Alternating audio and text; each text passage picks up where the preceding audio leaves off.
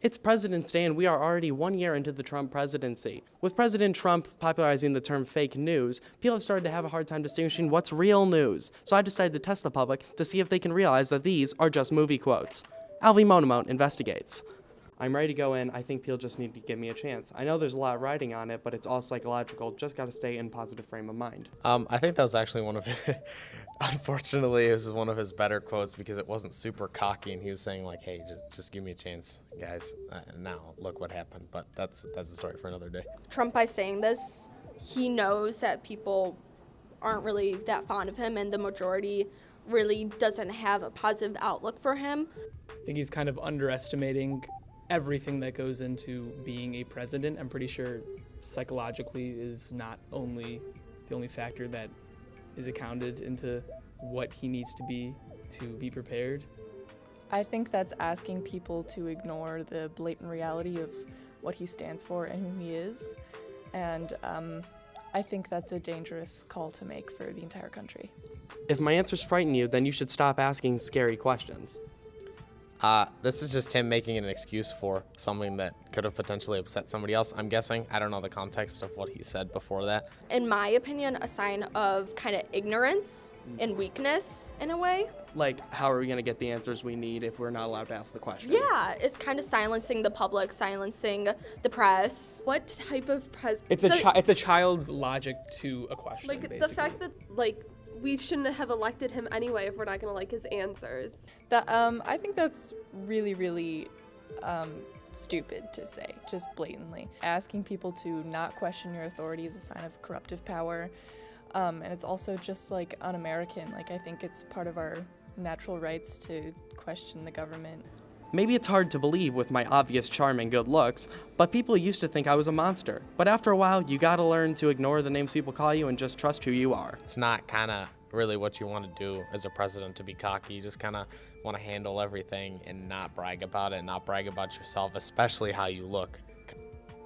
That's cute. That's, sure. Yeah. I don't really know how to respond to that. Does he, pay attention to the public opinion? I mean, I believe that he is a monster. There's been things he's said in the media that are absolutely disgusting, especially towards women and towards specific rights. That's just I believe he is a monster the allegations in general. keep stacking up Yeah, and against his favor. Dumb people are always blissfully unaware of how dumb they really are. That's really ironic. The facts on what he's done and how this presidential term has been going, I don't think he's the smartest person, and he truly thinks he's the smartest, he's the wisest. He's made tweets about it. So he himself is obviously blissfully dumb just by saying that, basically.